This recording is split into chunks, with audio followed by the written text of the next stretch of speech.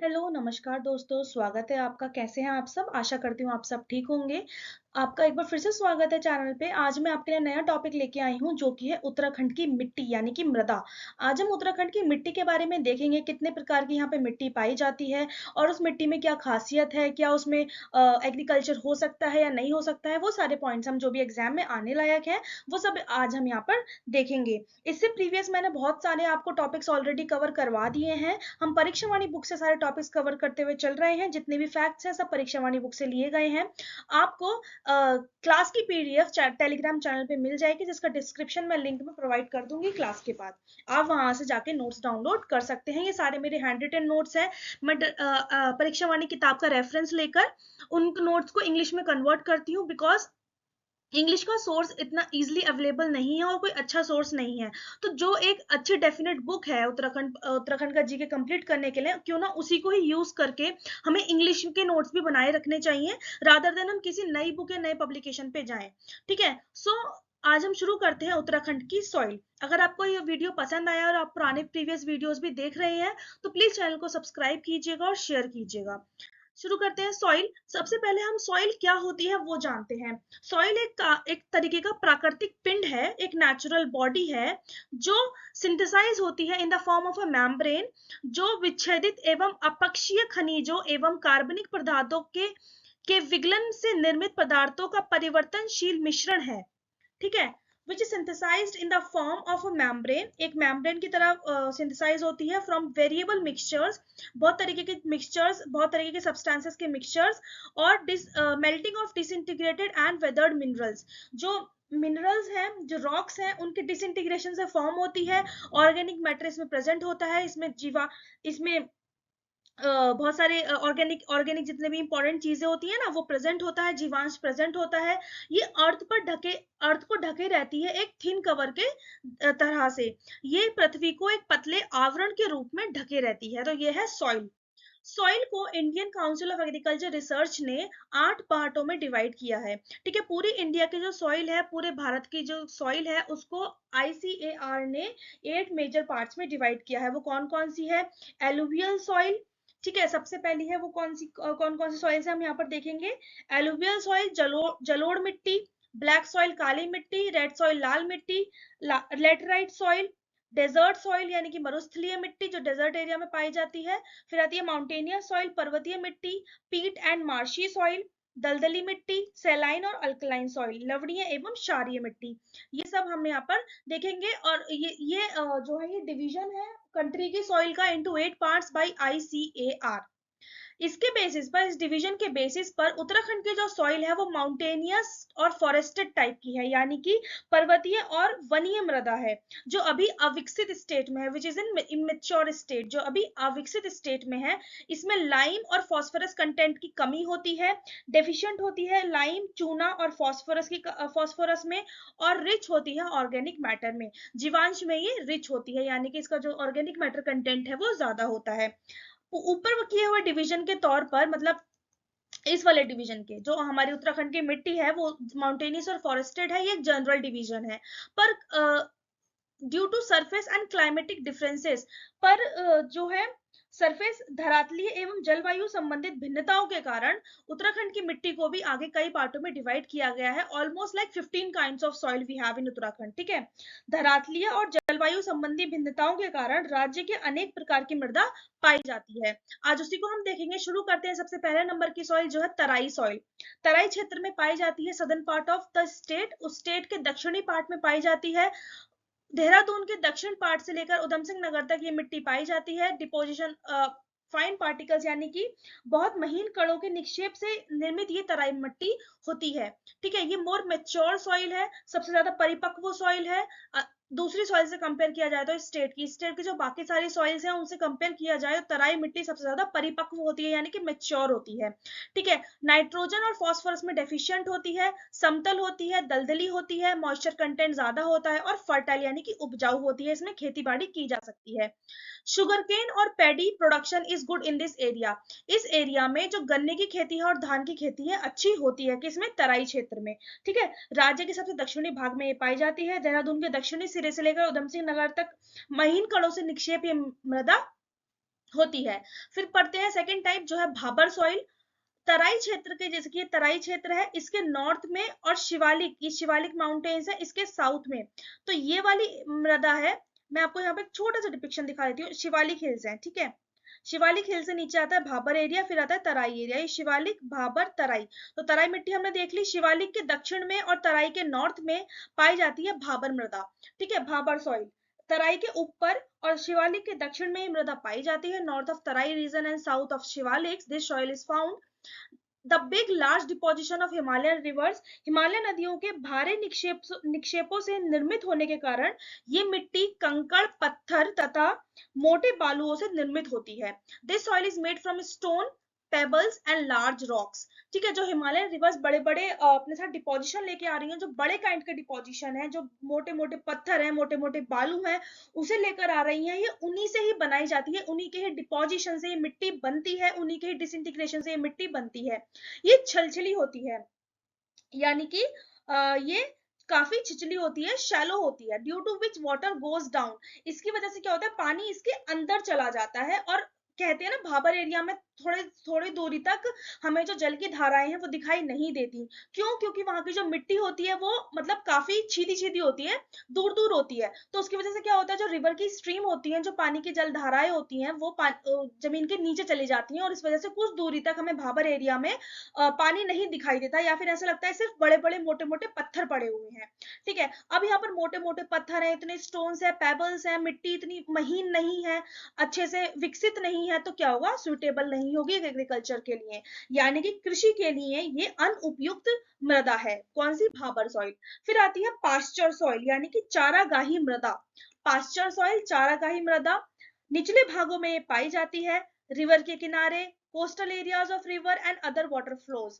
जो जल प्रवाह है और जो नदियां हैं उनके निकट और उनके तटवर्ती क्षेत्रों में ये पाई जाती है, उनके कोस्टल एरियाज में पाई जाती है पास्चर मृदा।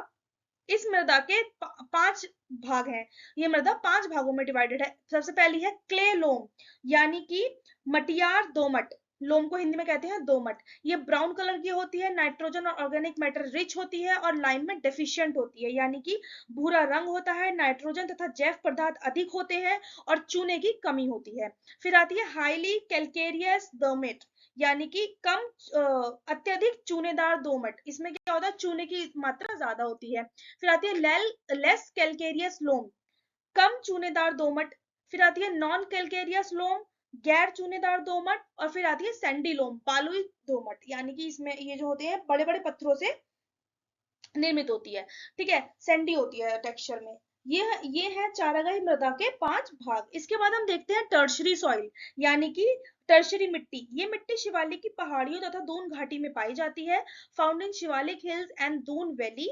It is light, sandy and porous. ये हल्की होती है, रेतीली होती है, और पोरस होती है, ठीक है। पोरस यानी कि इसमें जो ह्यूमिडिटी है, जो मॉइस्चर कंटेंट कैपेसिटी है इसकी, वो कम हो जाएगी, बिकॉज ये पोरस, इसके अंदर पानी आराम से चला जाएगा और आराम से रिलीज भी हो जाएगा, ठीक है। इसमें पानी को इकट्ठा करने की जो क्षमता होती है वो कम होती है। ये क्वांटिटी ऑफ वेजिटेशन और ऑर्गेनिक मैटर इज लेस, इसमें वनस्पति एवं जैव पदार्थों की कमी होती है। पर जो देहरादून की मिट्टी है, जो दून वैली की मिट्टी है, उसमें वनस्पति भी ज्यादा है और उसकी मॉइस्चर कंटेंट कैपेसिटी भी ज्यादा है। लेकिन दून घाटी की मिट्टी में अन्य क्षेत्रों की अपेक्षा वनस्पति की अंश की अधिकता तथा आर्द्रता धारण करने की क्षमता अधिक होती है, ठीक है। ये है हमारी टर्शरी मिट्टी। फिर हम देखते हैं क्वार्ट्ज मिट्टी, quartz soil. Quartz soil Nainital के भीमताल क्षेत्र में पाई जाती है, मैंने दो बार लिख दिया ये, found in Bhimtal area of Nainital, Nainital के भीमताल क्षेत्र में पाई जाती है। Splitting of rocks like schist, shale, quartz, ये इन प्रकार की जो पत्थर होते हैं, चट्टाने होती हैं, उनकी स्प्लिटिंग से उनके वितरण होने के कारण इस मिट्टी का निर्माण होता है। ये मिट्टी हल्की होती है और अनउपजाऊ होती है, इनफर्टाइल होती है, ठीक है। कौन सी? क्वार्ट्ज मिट्टी। कहाँ पाई जाती है? भीमताल क्षेत्र में, नैनीताल डिस्ट्रिक्ट के, ठीक है। कौन कौन सी रॉक्स के डिसइंटीग्रेशन से बनती है? शिस्ट, शेल और क्वार्ट्ज, ठीक है। आगे बढ़ते हैं, वॉल्केनिक सॉइल, ज्वालामुखी मिट्टी। ये भी भीमताल एरिया में पाई जाती है, नैनीताल के। ठीक है, भीमताल एरिया में पाई जाती है। नैनीताल के ये जो इग्नियस रॉक्स होती हैं उनकी स्प्लिटिंग से बनती है, यानी कि जो अग्निय पत्थर होते हैं, जो अग्निय चट्टाने होती हैं, उनके विदीर्ण से निर्मित होती है। ये मिट्टी हल्की होती है, बालुई होती है तथा कृषि के लिए उपयुक्त होती है, यानी कि इसमें कृषि के कार्य करे जा सकते हैं, इसमें खेती बाड़ी करी जा सकती है। फिर आती है लोमी सॉइल, दोमट सॉइल। ये लोअर स्लोप्स में पाई जाती है, निचली शिवालिक के निचले ढालों पर तथा दून वैली में ये पाई जाती है। शिवालिक के लोअर स्लोप पर और दून वैली में पाई जाती है। स्लाइटली स्मूथ होती है, इसमें हल्का चिकनापन होता है। इसमें चूना, लोहा और ऑर्गेनिक मैटर की मात्रा पाई जाती है। इसमें चूना, लोह अंश एवं जैव पदार्थ विद्यमान रहते हैं। ये है हमारी दोमट मिट्टी, लोमी सॉइल। फिर आती है ब्राउन, रेड, येलो सॉइल, भूरी, लाल एवं पीली सॉइल। ये नैनीताल, मसूरी और चक्राता के एरिया में पाई जाती है। ठीक है, इसमें लाइम, बनती है लाइम, सैंडस्टोन, शेल और डोलोमाइट चट्टानों से। ठीक है, ये मिट्टी बनती है लाइम, सैंडस्टोन तथा डोलोमाइट चट्टानों से। इसका रंग भूरा, लाल और पीला होता है। क्यों? क्योंकि सरफेस रॉक की वजह से और यहाँ पे बोटेनिकल रिमेन्स होते हैं उनकी वजह से। ठीक है, इसका रंग भूरा, लाल अथवा पीला होता है धरातलीय चट्टानों एवं वनस्पतिक अवशेषों के कारण। ठीक है, इसमें मॉइस्चर ज्यादा होता है, अधिक आर्द्रता होती है, सेंसिटिव होती है और फर्टाइल होती है, यानी कि उपजाऊ होती है। यह है हमारी भूरी, लाल और पीली मिट्टी। कहाँ कहाँ पाई जाती है? नैनीताल, मसूरी और चक्राता में। फिर आती है लाल मृदा, लाल soil, red soil. Mostly found on the slopes of mountains, mountains के स्लोप्स यानी कि ढलानों पर ये पाई जाती है। ठीक है, पहाड़ों की ढालों पर या पर्वत के किनारे पाई जाती है, on the sides of the mountains. ये सॉइल अनऑर्गेनाइज्ड होती है, यानी कि ये सॉइल असंगठित होती है, यानी कि ये बिखरी बिखरी बिखरी बिखरी दूर दूर इसके पार्टिकल्स जो होते हैं वो इकट्ठे नहीं होते, दूर दूर होते हैं। ठीक है, फिर आती है ब्राउन सॉइल ऑफ फॉरेस्ट, जंगलों की यानी कि वनों की भूरी मिट्टी। ये मिट्टी अधिकांशतः फॉरेस्ट पार्ट में पाई जाती है। उत्तराखंड के जो उत्तराखंड का वन वाला पार्ट है उसमें ये पाई जाती है। इसमें जैव तत्व की अधिकता तथा चूना व फास्फोरस की कमी होती है। It is abundance in organic elements की अबेंडेंस होती है। ठीक है, एंड डेफिशिएंसी होती है लाइम और फास्फोरस की। अधिकता क्यों होगी ऑर्गेनिक मैटर? क्योंकि फॉरेस्ट एरिया में है। ठीक है, फ्लोरा भी ज्यादा होगा और फोना भी ज्यादा होगा। इसके बाद देखते हैं हम एशी सॉइल। ठीक है, यानी कि भस्मी मिट्टी, राख वाली मिट्टी। ये लेस स्लोपिंग प्लेसेस में पाई जाती है, कम ढालू स्थानों पर पाई जाती है, पर्वत श्रेणियों के अंचलों में पाई जाती है, माउंटेन रेंजेस के निचले भाग में ये पाई जाती है, सब ट्रॉपिकल टेम्परेट एरियाज में पाई जाती है। ठीक है, उप उष्णीय देशीय एवं समशीतोष्ण संभागों में पाई जाती है एशी सॉइल, भस्मी मिट्टी। फिर आती है हाई माउंटेनियस शैलो सॉइल। ठीक है, हाई माउंटेनियस शैलो सॉइल, उच्चतम पर्वतीय छिछली मृदा। ये हाई माउंटेन्स में पाई जाती है जहां पर रेनफॉल कम है, और रेनफॉल की कमी के कारण ड्राइनेस ज्यादा हो जाती है। और जब रेनफॉल कम है, ड्राइनेस ज्यादा है, तो वेजिटेशन भी कम होगा, यानी कि वहां पे वनस्पति इतने ज्यादा जो वनस्पति की मात्रा है वो ज्यादा नहीं होगी, वो भी कम होगी। ठीक है, तो इसकी वजह से ये मिट्टी जो है वो पूर्णतः इमेच्योर होती है, यानी कि पूर्णतः परिपक्व नहीं होती, अपरिपक्व होती है। और इसकी जो लेयर होती है वो थिन लेयर होती है, यानी कि ये लैंड के ऊपर, सरफेस के ऊपर बहुत पतली लेयर में बिछी हुई होती है। ये है हाई माउंटेनियस शैलो सॉइल। फिर पढ़ते हैं हाई प्लेन सॉइल, उच्च मैदानी मृदा। ये ग्रासलैंड एरिया में पाई जाती है, जो 4000 मीटर की हाइट पर पाए जाते हैं। ये मृदा 4000 मीटर से अधिक ऊंचाई पर पाए जाने वाले घास के मैदानों में मिलती है।